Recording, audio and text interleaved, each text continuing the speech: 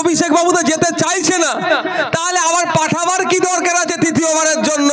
উনাকে বলুন, উনি অনেক গিয়েছেন, দিল্লি যেতে আসতে অসুবিধা হচ্ছে, আপনি কালীঘাটেই থাকুন, এর বাইরে আপনাকে বার হতে আর হবে না। বর্তমান যিনি এমপি আছেন, বর্তমান কেন বললাম, আপনাদের দু আশীর্বাদ ভোট নিয়ে উনাকে তো আমরা প্রাক্তন করব।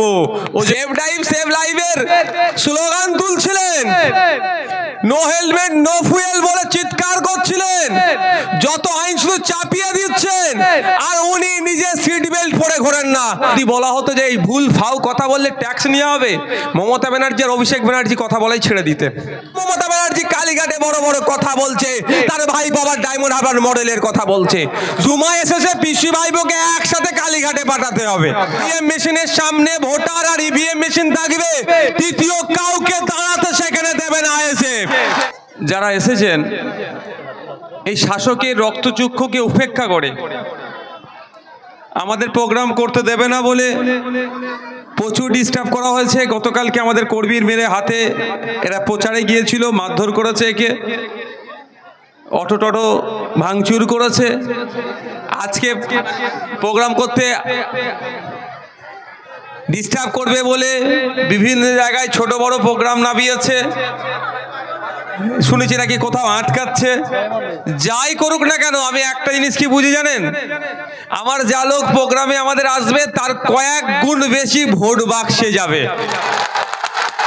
কারণ কি, স্বাভাবিকভাবে হয়তো ভয়কে রক্তচক্ষুকে উপেক্ষা করে আসতে পারছে না, ঠিক কথা, কিন্তু ইভিএম মেশিনের সামনে তো গিয়ে সে আর ইভিএম মেশিন, তৃতীয় কাউকে তো দাঁড়াতে দেব না। বিগত দিনে অভিষেক বাবু কি করেছে দেখার দরকার নয়, আগামী দিনে নির্বাচন 2024-এ নির্বাচন হবে, ইভিএম মেশিনের সামনে ভোটার আর ইভিএম মেশিন থাকবে, তৃতীয় কাউকে দাঁড়াতে সেখানে দেবে না আইএসএফ। ইচ্ছা হলে আইএসএফ কে ভোট দেবে, ইচ্ছা না হলে আইএসএফ এর বিপক্ষে ভোট দেবে। অভিষেক বাবুর পিছু ওখানে কোনো লোককে দাঁড় করাতে পারবে না, এটা আমি চ্যালেঞ্জ দিয়ে গেলাম। আর এই দুর্নামি, মস্তানি, ধমকানো, চমকানো, মানুষের অধিকার লুট করে নিও, এর বিরুদ্ধে ভোট আগামী 24-এ ইভিএম মেশিনে জবাব দিতে হবে। কি প্রস্তুত আছেন তো নাকি মায়েরা? প্রস্তুত আছেন তো নাকি? আমি ভেবে পাচ্ছি না। কদিন আগে গণতন্ত্রের বুড়িয়া উড়াচ্ছিলেন অভিষেক বাবু, গণতন্ত্রের বুলিয়া উড়াচ্ছিলেন যে গণতান্ত্রিক রাষ্ট্রে যে যেখানে পারে সেখানে কন্টেস্ট করতে পারে। কদিন আগে শুনছিলাম আর হাসছিলাম, যাদের হাতে গণতন্ত্র সব থেকে বেশি আক্রান্ত তারাই বেশি আবার গণতন্ত্রের বুলিয়া উড়াচ্ছে। কি বলছিল যে মোদিজি এসে কন্টেস্ট করুক, হ্যান করুক, অনেক কথা বলছিল। ব্যাপারটা হচ্ছে গতকাল থেকে যে ঘটনা ঘটছে, অভিষেক বাবুর কি কানে যায়নি? তো তিনি তিনার দলের দামাল ছেলেগুলোকে কেন আটকাচ্ছেন না? তবে একটা কথা বলে রাখি, সে যারা এখানে চারানার নেতা যারা ডিস্টার্ব করছেন, শাহজাহান শেখের মতো আপনারা বড় নেতা নয়, অনুব্রত বাবুর মতো কিন্তু আপনারা বড় নেতা নয়। আর ধরলে আমরা কিন্তু অভিষেক বাবুকে ধরবো না, যে আমার ভাইকে ডিস্টার্ব করেছে তাকেই কিন্তু আমরা ধরবো, এটা মাথায় থাকে জানো। তার জবাবটা আপনার কাছ থেকেই নেব। আমি ভেবে পাচ্ছি না, গণতন্ত্রের বুলিয়া ওড়াচ্ছে আর গণতন্ত্রকে হত্যার খেলায় এরা মেতে উঠেছে। গণতান্ত্রিক রাষ্ট্র, মানুষের অধিকার আছে, মানুষ যাকে চাইবে তাকে ভোট দেবে, যার মিটিং মিছিলে ইচ্ছা যাবে তার মিটিং মিছিলে যাবে, এইটাই তো গণতান্ত্রিক রাষ্ট্র, এইটা তো ডেমোক্রেসি। কিন্তু এই ডেমোক্রেসিতে আমরা কি দেখছি? নামে ডেমোক্রেসি দিয়ে রেখে দিয়েছে, পিসি ভাইপো ছাড়া আর কোথাও যাওয়া যাবে না। সময় এসেছে পিসি ভাইপোকে একসাথে কালীঘাটে পাঠাতে হবে, সময় এসেছে। সত্যি আমি অবাক হয়ে যাচ্ছি, আমরা স্বাধীন দেশে বসবাস করছি তো নাকি? স্বাধীন বাংলায় নাকি? তো না, পরাধীন দেশ পরাধীন বাংলায় আমরা বসবাস করছি। বিরোধী রাজনৈতিক দল করার জন্য কোনো সময় পুলিশকে চাপ দিয়ে ধমকানো চমকানো হচ্ছে, কোনো সময় গুন্ডা মস্তানকে দিয়ে মারধর করানো হচ্ছে, কোনো সময় মিথ্যা কেস দেওয়া হচ্ছে, বিভিন্নভাবে ডিস্টার্ব করা হচ্ছে। তবে একটা কথা, আমার আগে মাস্টার সাহেব বললেন, ঐতিহাসিক বিপ্লবের কথা বললেন, আমি আপনাদের বলবো, আপনাদের মাধ্যমে তৃণমূলী বন্ধুদের বলবো, পৃথিবীর বিপ্লবের ইতিহাসগুলো দেখুন। ধমকে চমকে সেনা দিয়ে, পুলিশ দিয়ে, গুন্ডা দিয়ে বিপ্লবকে আটকানো যায়নি। ইন্ডিয়ান সেকুলার ফ্রন্ট সেই সমাজ ব্যবস্থার বিপ্লব আনতে চলেছে। দূষণ মুক্ত সমাজ ব্যবস্থা চাই, শোষণ মুক্ত সমাজ ব্যবস্থা চাই, এর বিপ্লব আনতে চলেছে। এই গুন্ডা মস্তান ধমকে চমকে আইএসএফ এর লড়াইকে আটকে রাখতে পারবে না। হয়তো কিছু সময়ের জন্য আমার কর্মীর হাত ভেঙেছে, মারধর করেছে, মিথ্যা কেস দিয়েছে, এই সাময়িক সময়ের জন্য। আমরা আমাদের লক্ষ্যে অবিচল, আমরা আমাদের লক্ষ্যে পৌঁছাবো। সমাজকে দুর্নীতি মুক্ত করব। বালি চোর, গলু চোর, কয়লা চোর, চাকরি চোর যারা আছে তাদের হাত থেকে সমাজকে মুক্তি দেব। চাই সে পিসি ভাইবো হতে পারে, ব্লকের নেতা হতে পারে, পাড়ার নেতা হতে পারে, যেই চোরের সাথে যুক্ত তাদের হাত থেকেই সমাজকে মুক্তি দেব।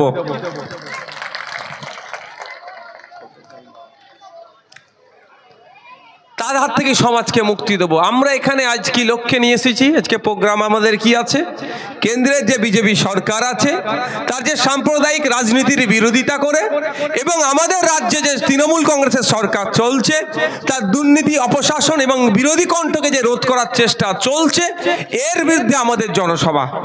আমি ধন্যবাদ জানাই, এত মানুষ উপস্থিত হয়েছেন এত ভয়কে উপেক্ষা করে।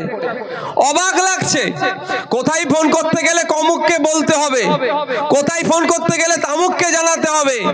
সময় ঘনিয়ে এসেছে, অপেক্ষা করুন। আমরা ভুলে যাচ্ছি না এই ডায়মন্ড হারবারের কথা, স্পেশাল ইকোনমিক জোন ফলতার কথা।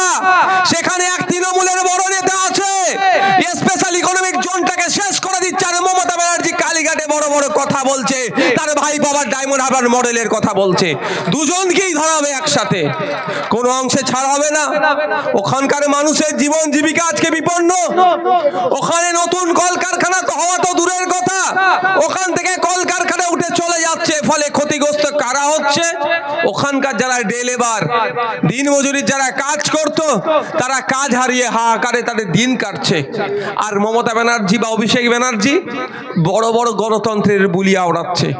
আমার তো মনে হয় যদি বলা হতো যে এই ভুল ফাও কথা বললে ট্যাক্স নেওয়া হবে, মমতা ব্যানার্জি আর অভিষেক ব্যানার্জি কথা বলাই ছেড়ে দিতে। আমি দায়িত্ব নিয়ে বলছি, কথা বলাই ছেড়ে দিতেন।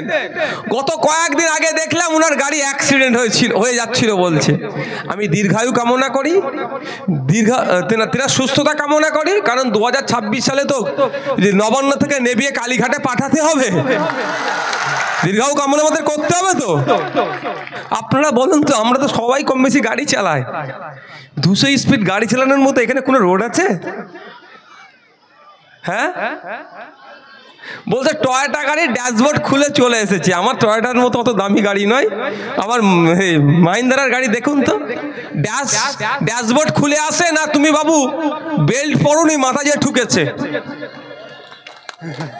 সেভ ড্রাইভ সেভ লাইফের স্লোগান তুলছিলেন, নো হেলমেট নো ফুয়েল বলে চিৎকার করছিলেন। যত আইন শুধু চাপিয়ে দিচ্ছেন, আর উনি নিজে সিট বেল্ট পরে ঘোরেন না। এই প্রশ্নটা করলেই বলবে কেন এ কথা বলছো, একজন অ্যাক্সিডেন্ট হয়েছে তাকে নিয়ে রাজনীতি করছো।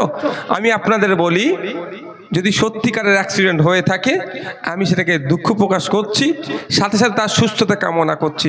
কিন্তু যা ওই বিষয়ে একটা কথা উল্লেখ করব, 2021-এর নির্বাচনের আগে আমরা কি শুনেছিলাম, উনি নন্দীগ্রামে না কোথায় গিয়েছিলেন, ওনার পায়ে নাকি কে দরজা দিয়ে একটা চেপে দিয়েছিল, ওনার পায়ে কি হয়েছিল, চোট হয়েছিল। সত্যিকারের যদি একটা মুখ্যমন্ত্রীর দরজায় কে গাড়িতে কিন্তু চেপে দেয়, আজকে 2.5 বছর হতে চলেলো, এখনো পর্যন্ত তাকে ধরতে পারলো না কেন? কে ভাই সে লোকটা কে ছিল? তাহলে কি আমাদের পুলিশকে অপমান করছে না মুখ্যমন্ত্রী? ধরার দায়িত্ব কার? আমাদের পুলিশের। পুলিশকে অপমান করছে তো নাকি? পুলিশ তো আমাদের বাড়ির সদস্য, একজন আমাদের পরিবারের সদস্য, তারা আমাদের বাইরের নয় তো। আরে আপনার আমার ছেলে মেয়েরাই তো পুলিশে আছে, পুলিশকে মমতা ব্যানার্জি বকলেমে অপমান করাচ্ছে। অ্যাকচুয়ালি ওই ধরনের ঘটনা মনে হয় ঘটেই নে, আমার মন বলছে শুধু সিম্প্যাথি নেওয়ার জন্য এ করছে। তাই আমি বলবো ওই ধরনের ভোট আসলে অনেক ঘটনা ঘটবে, ওতে ভাবলে হবে না। পুরো মনস্থির করে নিতে হবে। কৃষকদের বিরুদ্ধে যখন বিল পাস হচ্ছিল, এখানে ম্যাক্সিমাম তো কৃষক পরিবারের লোকজন, কৃষকদের বিরুদ্ধে বিজেপি সরকার যখন বিল পাস করছিল, অভিষেক বাবু তখন ভোট না দিয়ে কি করছিল, এর জবাবটা আগামী 2024-এর বিরুদ্ধে ভোট দিয়ে দেখাতে হবে। 15 লক্ষ 14 লক্ষ মানুষ ভোট দেয়, তার একটা জনপ্রতিনিধি তৈরি করে কিসের জন্য? ওখানে পাঠাবে পার্লামেন্টে, মানুষের বিপক্ষে কোনো বিল আসলে, জনগণের বিপক্ষে কোনো বিল আসলে, জনবিরোধী কোনো বিল আসলে তার বিরোধিতা করা, তার বিপক্ষে ভোটদান করা। তখন উনি কি করছিলেন? আপনাদেরকে সিএএ দেখিয়ে তো খুব ভয় দেখায়, ভোট নিয়ে নেয় অনেকের কাছ থেকে। যখন সিএএ যখন হচ্ছিল, অভিষেক বাবু তখন কোথায় ভোট দিয়েছিল একটু খোঁজ নিয়েছিলেন? অভিষেক বাবুকে বলতে বলবেন। আমি এই জায়গায় দাঁড়িয়ে বলে যাচ্ছি ডায়মন্ড হারবার থেকে, অভিষেক বাবু সিএএ এর বিপক্ষে ভোট দিয়েছে কি দেয়নি, এটা উনাকে জোর গলায় বলতে বলবেন। দেখবেন পিসি ভাইপো এই বিষয়ে মুখ খুলবে না, খোঁজ নিলে দেখা যাবে হয়তো সিএএ এর পক্ষেই ভোট দিয়েছে। আপনাদের এমপি আপনাদের ভোট নিয়ে সিএএ এর পক্ষে ভোট দিয়েছে, খোঁজ নিয়ে দেখুন। তাহলে আমরা কাকে পাঠাচ্ছি? কাকে আমরা পাঠাচ্ছি? যেখানে ন্যাশনাল অ্যাভারেজ হচ্ছে 100 দিন উপস্থিতির মধ্যে 79 দিন, ন্যাশনাল অ্যাভারেজ হচ্ছে 79 দিন এমপিদের উপস্থিতি, সেখানে অভিষেক বাবু অর্থাৎ আপনাদের বর্তমান যিনি এমপি আছেন, বর্তমান কেন বললাম? আপনাদের দুয়া আশীর্বাদ ভোট নিয়ে উনাকে তো আমরা প্রাক্তন করব, ওই জন্য এখন বর্তমানটা বলে নিচ্ছি যে আপনাদের যিনি বর্তমান এমপি আছেন সেখানে মাত্র 14% তার উপস্থিতি। যেখানে ডিবেট করার জায়গা, যেখানে অভিযোগ জানানোর জায়গা, এই ডায়মন্ড হারবার বাসীর লোকসভা এলাকার সে ফলতা থেকে শুরু করে, বিষ্ণুপুর থেকে শুরু করে, ডায়মন্ড হারবার থেকে শুরু করে, বজবজ থেকে শুরু করে, মেটিয়াপুর, যে যেখানকার এলাকার মানুষের চা পাওয়া অভাব অভিযোগের কথা কি করবে? পার্লামেন্টে গিয়ে বলবে। এই বলার উপস্থিতিতেও মাত্র 14% আপনাদের এলাকার বর্তমান এমপির উপস্থিতি। মানে উনি তো যেতে চাইছেন না। যেখানে ন্যাশনাল অ্যাভারেজ হচ্ছে 79% অর্থাৎ 79%, সেখানে মাত্র 14% এই অভিষেক বাবুর উপস্থিতি। তাহলে অভিষেক বাবু তো যেতে চাইছে না, তাহলে আবার পাঠাবার কি দরকার আছে তৃতীয়বারের জন্য? উনাকে বলুন উনি অনেক গিয়েছেন, দিল্লি যেতে আসতে অসুবিধা হচ্ছে, আপনি কালীঘাটেই থাকুন, এর বাইরে আপনাকে বার হতে আর হবে না। হবে তো নাকি মায়েরা? না 500 টাকা দিয়ে ভুলিয়ে দিয়েছে বলে মায়েরা 500 টাকাতে ভুলিয়ে দিলে হবে নাকি? আবার নতুন একটা খেলা বার করেছে, 1000 টাকা করে দিচ্ছে অভিষেক বাবু। ওই 9 বছর পরে ওনার মনে পড়লো, 9.5 বছর পরে মনে পড়েছে। ওই 9.5 বছর পরে আইএসএফ এমন খেলা দিয়েছে, এখন মনে পড়ছে। এটা যদি সরকারের পক্ষ থেকে অভিষেক বাবু দিতে ব্যবস্থা করত, আমি সিরিয়াস বলছি, এই জায়গায় দাঁড়িয়ে অভিষেক বাবুকে আমি ধন্যবাদ জানাতাম।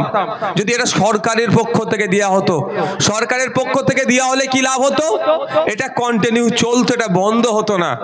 এটা অভিষেক বাবু নিজের কাছ থেকে দিচ্ছেন, বা কিভাবে দিচ্ছেন পরে জানা যাবে, আরটিআই করলেই পাওয়া যাবে। সময় আমরা আরটিআই করব। তো কথা হচ্ছে ছাড়ার কোনো জায়গা নেই।